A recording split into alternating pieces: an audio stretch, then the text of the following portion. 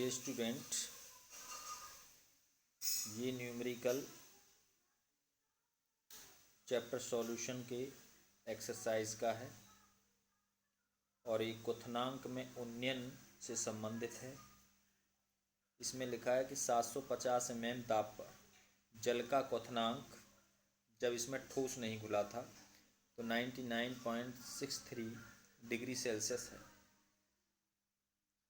500 ग्राम जल में कितना सुक्रोज मिलाया जाए? तो क्या पूछा है, कितना सुक्रोज मिलाया जाए 500 ग्राम। देखो W1 दे रखा है, W2 इन्होंने पूछा है चीनी के लिए, W2 पूछा है इन्होंने, और W1 कितना दे रखा है इन्होंने, 500 ग्राम जल दे रखा है। इसका 100 डिग्री पर क्वथनांक, जिससे कि जल में कितना ठोस मिलाया जाए कि इसका जो क्वथनांक है बिलियन का वो कितने पर उबलना चालू हो जाए, 100 डिग्री पर उबलना स्टार्ट हो जाए। तो ये बिलियन का हो गया बेटा। तो अब हमें क्या निकालना है? सबसे पहले क्वथनांक में उन्नयन निकालना है। देखो गिवन है हमारे पास, सबसे पहले हम गिवन देख लेते हैं। देखो W1 इक्वल टू कितना दे रखा है, 500 ग्राम जल दे रखा है। दूसरा है बेटे 500 ग्राम जल है। अब इस जल का क्वथनांक कितना है, TF not, sorry TB not, क्वथनांक बॉइलिंग पॉइंट, ये दे रखा है बेटा 99.63 डिग्री सेल्सियस। इतना इसका क्वथनांक दे रखा है जल का। जब इसमें ठोस मिला दिया जाता है तो इसका क्वथनांक बढ़कर के TB हो जाता है बेटे 100 डिग्री सेल्सियस। कितना बढ़ा, इतना बढ़ा। तो ये पूछ रहा है कि इसमें कितना सुक्रोज मिलाया जाए। तो W2 इक्वल टू बेटे क्वेश्चन, और M2 सुक्रोज का कितना होता है, सुक्रोज मतलब चीनी का 342 होता है बेटे। ये हमारे पास गिवन है। पूछा क्या है, ये वाली वैल्यू पूछी है इसने। तो इस वाली वैल्यू के लिए हमारे फार्मूला क्या है, हमारे पास फार्मूला ये है डेल TB, W1 गिवन है, इसका मोलर मास 342 है। पानी के लिए हम KB की वैल्यू जानते हैं, पानी है, और W2 हमें क्या करना है, निकालना है बेटे। तो हमारे पास फार्मूला है, तो इसके लिए हमें क्या निकालना है, सबसे पहले डेल TB निकालनी। तो डेल TB इक्वल टू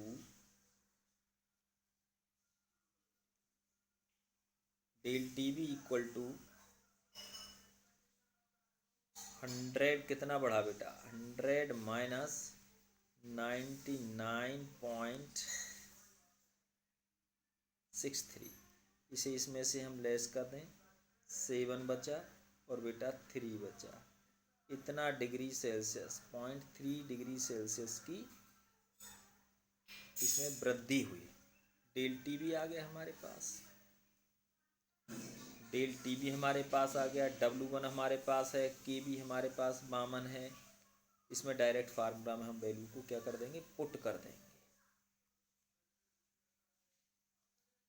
तो हमारे पास क्या फार्मूला है बेटे, डेल, यहाँ से मैं स्टार्ट करता हूँ, del TB equal to KB multiply W2 multiply 1000 upon M2 गुणा W1। ये हमारे पास वैल्यू है।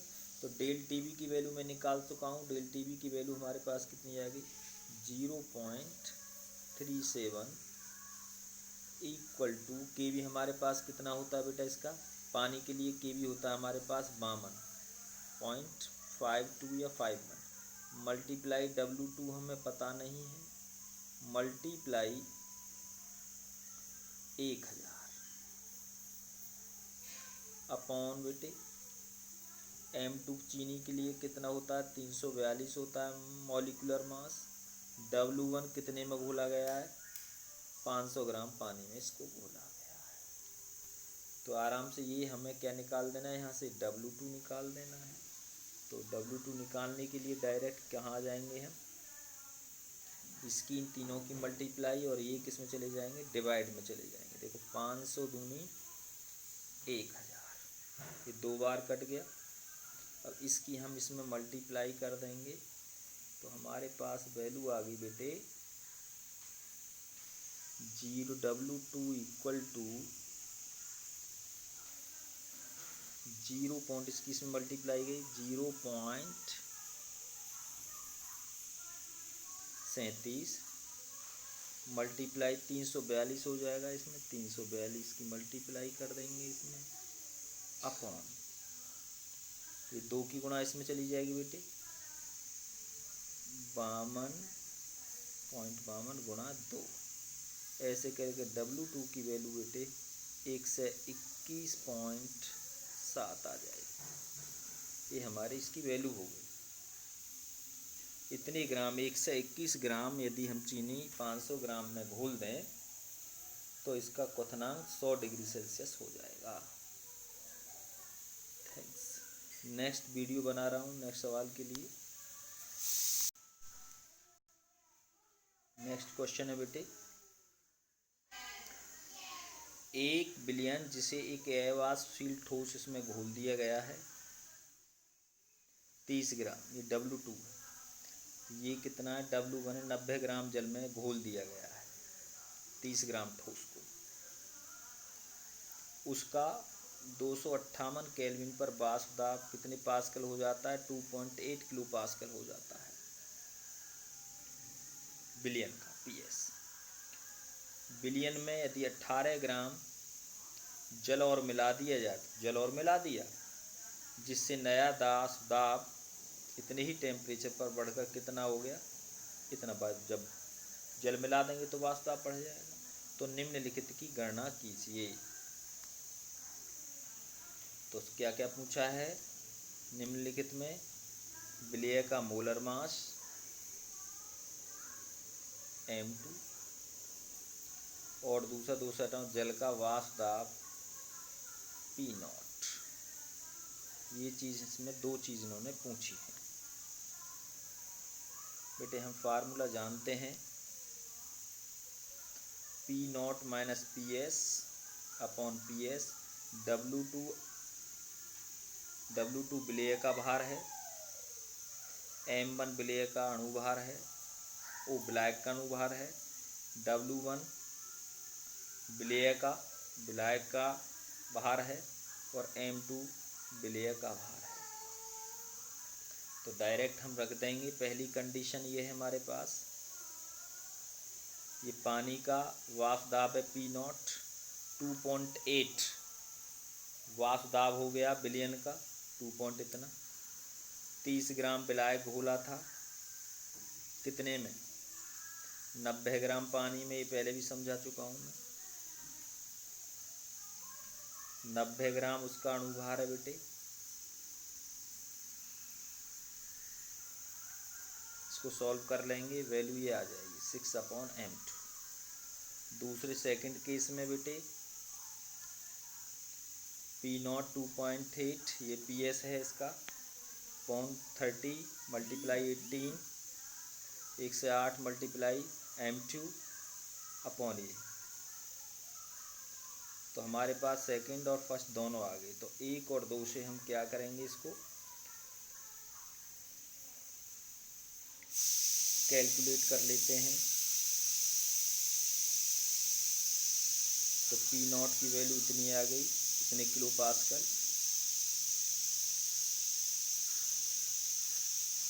इन दोनों को डिवाइड कर दिया हमने और M2 की वैल्यू कितनी आ गई बेटे, ये वैल्यू आ गई।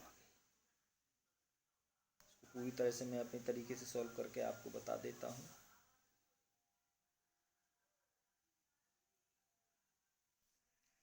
फर्स्ट कंडीशन है, ये कितना है W2। फर्स्ट कंडीशन में W2 दे रखा कितना 30 ग्राम।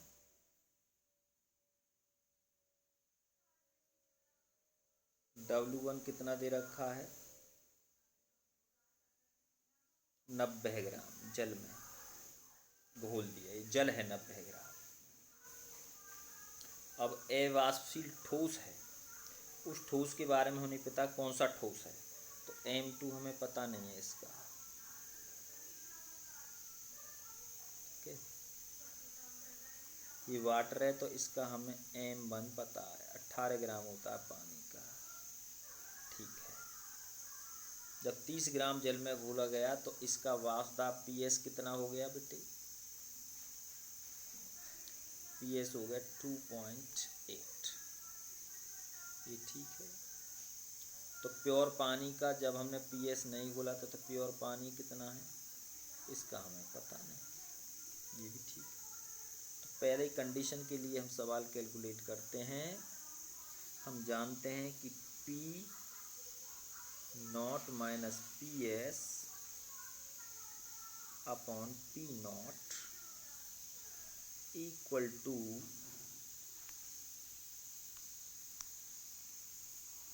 W2 upon M2 multiply M1 upon W1। ये वैल्यू हम जानते हैं, तो P नॉट S की जगह हम इसमें वैल्यू पुट कर देते हैं। P नॉट हमें पता नहीं है, तो P नॉट माइनस PS कितना दे रखा है, पहले कहने 2.8 दे रखा है बेटे, अपॉन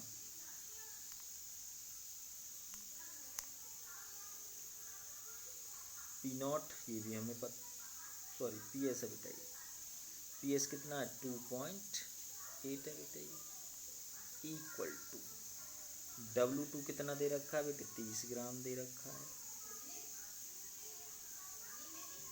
M1 कितना है पानी के लिए 18 दे रखा है, अपॉन M2 हमें जो ठोस घोला है उसके बारे में पता नहीं, मल्टीप्लाई W1 कितना दे रखा है 90 ग्राम दे रखा है। ये हो गया हमारे पास, तो ये हो गया 30 तिया 90 हो गया बेटे, 30 तिया 90 और 3 6 18। तो हमारे पास वैल्यू कितनी आई, हमारे पास वैल्यू आ गई बेटे P not 2.8 upon 2.8 equal to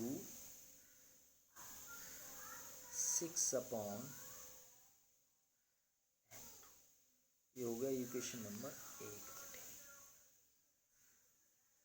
अब यहाँ तक कंप्लीट हो गया, ये यहाँ तक कंप्लीट हो गया।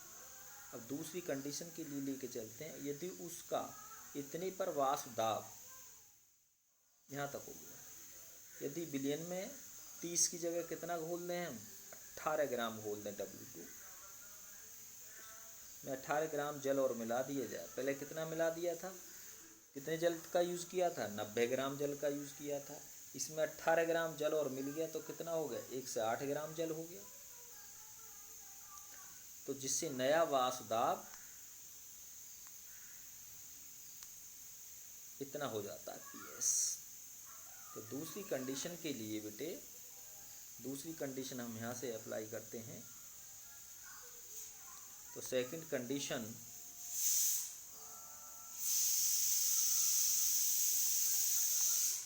सेकंड कंडीशन के लिए है, सेकंड कंडीशन के लिए W2 कितने ग्राम है, वही 30 ग्राम है W2, यहाँ भी इसका भी M2 हमें पता नहीं है, क्वेश्चन है। दूसरा वाष्प दाब कितना है, W1 कितना हो गया, W1 पहले पानी कितना था 90 ग्राम, इसमें 18 ग्राम पानी और मिला दिया तो कितना हो गया 1 से 8 ग्राम हो गया पानी। ठीक है, अब पानी का M1 कितना होता है 18 होता है मोलर मास। अब इसका पीएस कितना हो गया,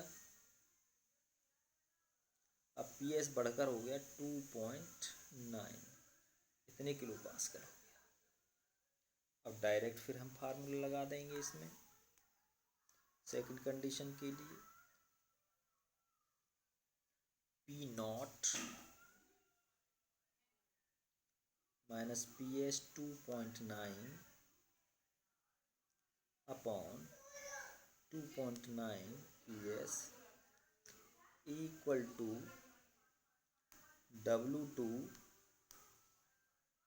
W2 कितना है हमारे पास 30 ग्राम, वही बोला हमने।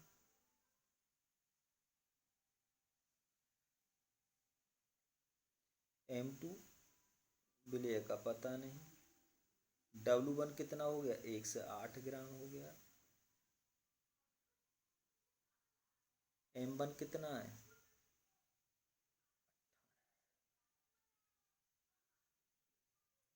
अब इसको हम कैंसिल करते हैं।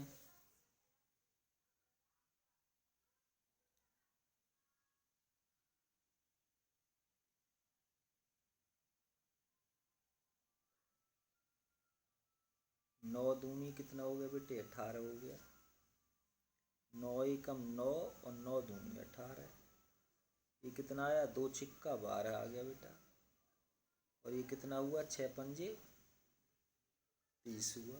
तो ये वैल्यू कितनी आई हमारी दूसरी, P not minus P 2.9 upon 2.9 equal to, ये हुआ बेटे 5 अपॉन, ये वैल्यू आ गई, ये इक्वेशन नंबर आ गया 2। अब पहले इक्वेशन को दूसरे से क्या कर दें हम डिवाइड कर दें, पहले इक्वेशन को दूसरे से हम क्या कर दें डिवाइड कर दें। देखो ये वाला हम यहाँ पे बता देता हूँ, पहला इक्वेशन ये आ गया था, ये वाला ये और ये, दूसरा इक्वेशन ये और कैसा आ गया ये आ गया। अब दोनों इक्वेशन को क्या कर दें हम डिवाइड कर दें। जब इसको मैं इससे डिवाइड कर दूंगा, इससे इसको डिवाइड कर दूंगा, तो ये M2 से M2 कैंसिल हो जाएगा, सिर्फ क्या बचेगा 5 और इस क्या बचेगा सिर्फ 6/5 बचेगा। तो हमारे पास जो वैल्यू आएगी बेटे वो आएगी पी नॉट माइनस 2 पॉइंट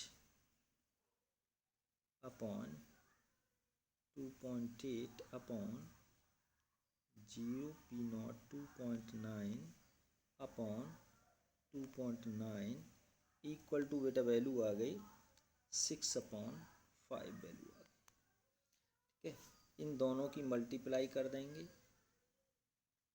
इसकी इसमें मल्टीप्लाई कर देंगे, तो मल्टीप्लाई करने पर यहाँ से किसकी वैल्यू निकल आएगी बेटे पी नॉट की वैल्यू निकल आएगी ये वाली। उसके बाद हम पी नॉट की वैल्यू को किस में रख देंगे इस वाले इक्वेशन में रख देंगे,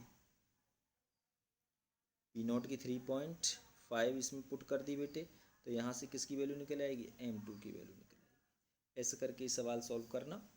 थैंक्स।